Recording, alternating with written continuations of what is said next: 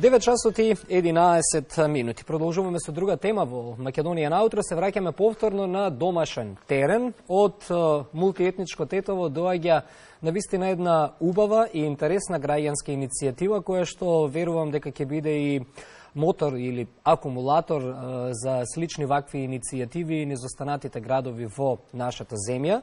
Станува збор за граѓанската иницијатива Тетово сака парк од 16 хектари.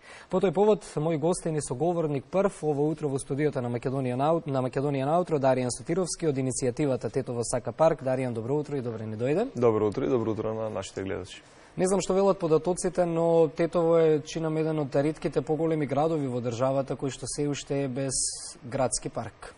Па со оглед на тоа што и многу помали градови имаат свој градски парк, Тетово е веројатно единствениот град без парк во државата. Законот за урбано зеленило вели се што е над 1 хектар и уредено зеленило за спорт, рекреација и уживање се смета за парк. Во нашиот град нема ниту приближно таков простор. Има неколку запуштени мали зелени простори, како мали скверови, кои што се со многу мала површина и во лоша состојба. На кое место како иницијатива имате поднесено предлог да се направи градскиот парк и дали тоа што го имате како иницијатива и како предлог место е изводливо да се реализира? Апсолутно изводливо. Се работи за единствениот последен јавен простор, кој што е неискористен, е неизграден, и на кој што може да се формира првиот вистински градски парк. Се работи за земјиште кој што е во огромен процент во доминантна државна собственост, 87%. И доколку се случи овој простор да биде одземен од граѓаните, наместо да им служи на нив, да служи на капиталот, за да се изградат многу висококатници тамо, Тетово ќе го изгуби својот последен потенцијал за градски парк и во долга една иднина не може да очекува дека ќе ја задоволи оваа огромна потреба која што во моментов сите ние што живееме во градот, а и сакаме да живееме, ни представува проблем. Некако во последниве години повеќе акцент на бетонизацијата се даваше само на главниот град. Меѓутоа, ако заминеме 40 на километри подалеку од Скопје, приказната и со Тетово не е ништо поразлична. Некаде бетонизацијата на градот започна уште пред 20 на години и се добива впечаток дека тоа се прави без никаков ред, без никакви правила, без никаков закон. На тоа веќе и реагираат граѓаните долги години. Очекувате ли или комуницирате веќе со новата локална власт во градот? Какви се повратните одговори од таму околу оваа иницијатива? Да, точно е дека повеќе урбани средини се мета на урбициди, на градење без план, на градење само за да се задоволат нечиви апетити, за капиталот да се умножува, а за сметка на тоа да се намалуваат јавните простори и да имаме се повеќе и повеќе незадоволени потреби на луѓето, кои што градските средини треба да служат апсолутно само на јавниот интерес и на луѓето, а не на капиталот. Капиталот треба да оствари свој интерес тогаш кога служи на луѓето, за да се задоволи стамбени потреби за домување и слично. Во овој случај се градат капацитети кои што е нереално да се исполнат и наредниве неколку децении. Во однос на тоа какви се ставовите на општината, предлогот е поднесен согласно законот за предлози и представки од граѓаните.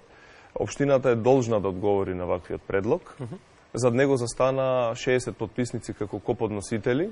Тоа се истакнати, реномирани граѓани од различна струка, различни профили, различни убедувања, припадности и е првата мултиетничка, да речем, иницијатива граѓанска која што има искрени и благородни побуди во себе. До сега одговор во формална смисла на зборот нема. Индиректно стигаат одредени парчиња од тој одговор дадени за различни медиуми на општината, кои што даваат две контрадикторни изјави. Едната дека иницијативата е одлична и дека ќе тражат начин како да се излезе во пресрет, а од друга страна дека се работи за тешка финансиска состојба во самата општина, па ваквите иницијативи нема да може да се реализираат, што апсолутно не држи место и ние како иницијатива апсолутно со аргументи го побиваме како изговор. Да, само да кажам дека нели кога зборуваме за ова, ние ги побаравме и од општина Тетово за да го имаме и нивниот став, дали градоначалникот или претседателот на советот на општината, но образложението беше дека поради службен пат, овој пат не може да одговорат да бидат дел од оваа тема. Меѓутоа, се договоривме дека наскоро ќе договориме гостување на градоначалникот, па меѓу прашањата ќе го поставиме и ова. Кога веќе зборуваме за подписниците, околу 60-тина интелектуалци, универзитетски професори од различна националност, како ја подпишавте иницијативата и излеговте на пресконференција, верувам дека од ден во ден поддршката расте се повеќе и повеќе. Па да, и нас, ние сме горди, всушност, овие денови, тоа е нашиот прв и најважен впечаток на собствените сограѓани. Од различна возраст, различен профил кариерен, но и различен етникум, различна јазична група, ако сакате. Сите застануваат зад предлогот, затоа што предлогот е за сите нас. Од паркот, кој може да има интерес, освен тие што живеат во тој град, а под тие ги сметаме буквално сите. Паркот не може да прави поделби. Паркот е одлично место и за интеграција. Нешто што на нашите општества, на Балканот, многу му е потребно. Паркот е место каде што ќе се задоволат потребите за здравието на луѓето, да се втемелат нови здрави навики кои што ние од Тетово за жал ги имаме подзаборавено или воопшто не сме имале можност да ги практикуваме со оглед на целосното отсуство на вакви елементарни услови за здрава животна средина, хуман јавен простор, простор кој служи на самите граѓани. Задоволува поддршката. Ние за неколку денови имаме над 2500 подписи собрани после формалното поднесување на предлогот. Планирам истите да ги доставиме како подкрепа до општината. Едноставно, општината мора да свати дека таа служи на граѓаните. Советниците служат на оние кои што им го довериле мандатот. Општината не постои и не екзистира сама по себе во еден затворен систем. Таа функционира, таа постои како локална самоуправа. А тоа значи дека сите ние кои што имаме граѓанско право тамо, преку нашата изразена волја сме довериле мандат за да ни се служи. Така да апсолутно очекуваме дека овој сон во кој што се западнати, длабок сон, треба да се разбудат и да видат дека им се случува нешто убаво и еден позитивен пример. Имаме ситуација кога години и години наназад граѓанството спие и не дава иницијативи, не дава предлози. Треба општината да биде првата која што ќе се радува што после долго време и доаѓа еден рационален, разумен предлог, доволно разработен, зад кој стојат сите, со јасни методи како може да се дојде до тоа. За жал, од Тетово години наназад стасуваат фотографии и видеа, нели, од многу сметни зградот, од многу нечистотија. Тука ќе го вброиме и проблемот со загадениот воздух, па веруваме дека доколку се реализира целата ова иницијатива, ќе се подобри не само квалитетот на воздухот, туку и свесноста на самите граѓани да си го чуваат јавното добро и поодговорно да се однесуваат кон она што го имаат во градот. Бидејќи сега од аспект на граѓаните, ако зборуваме, и дел од нивното однесување наликува на поднаводници, ќе се изразам на фрустрација, на можеби не грижата на локалната самоуправа за градот, па сега можеме да видиме и секаде каде се фрла отпад, како се уништува јавното добро и така натаму, ако се согласи со ова. Па кога ги анализираме овие негативни појави во едно општество, колку и да разговараме, колку подолго разговараме, веројатно проблемите ќе ги лоцираме во образованието како елементарна појдовна точка во која што секој се формира како личност.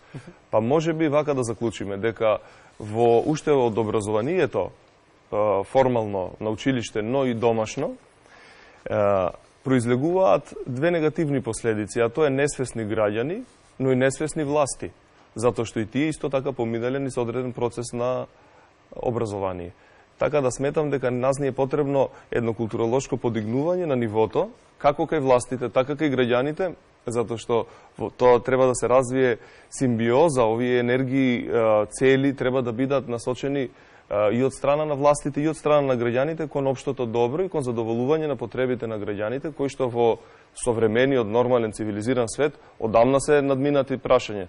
Ние во 21. век збориме дека отпадоците треба да се фрлаат во корпа. Добро утро. Ние разговараме дека е потребно еден голем град со 80.000 жители да има свој градски парк.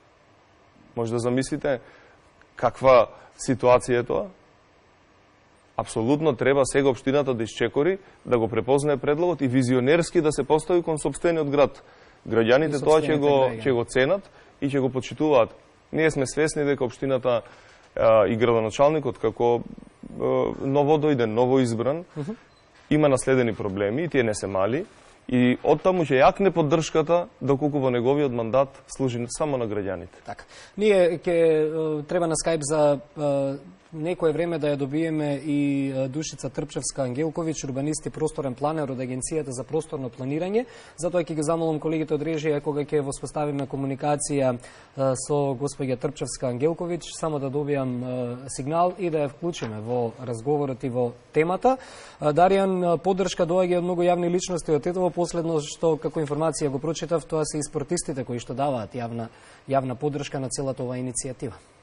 Па не само спортистите, културните работници, како што кажавте, универзитетските професори, самите приоѓаат на иницијативата, затоа што ценат дека сега е моментот нивниот глас, кој што е доволно ќе се чуе со оглед на нивниот габарит кој што професионално го постигнале, нели? Луѓето ги препознаваат како некој нешто во општеството, ќе допринесе да биде погласно слушнат гласот на самата иницијатива. Така да, еве, јавна можност да се заблагодариме на сите кои што овие денови не контактираат. Од тој град произлегле многу големи заслужни граѓани кои што се вградиле во развојот на целата држава. Дали се работи за културна сцена, естрада, спорт, култура и така натаму и така натаму. Така да, тоа е и за нив. Така да, оваа иницијатива буквално е за сите кои што тамо живеат. Така.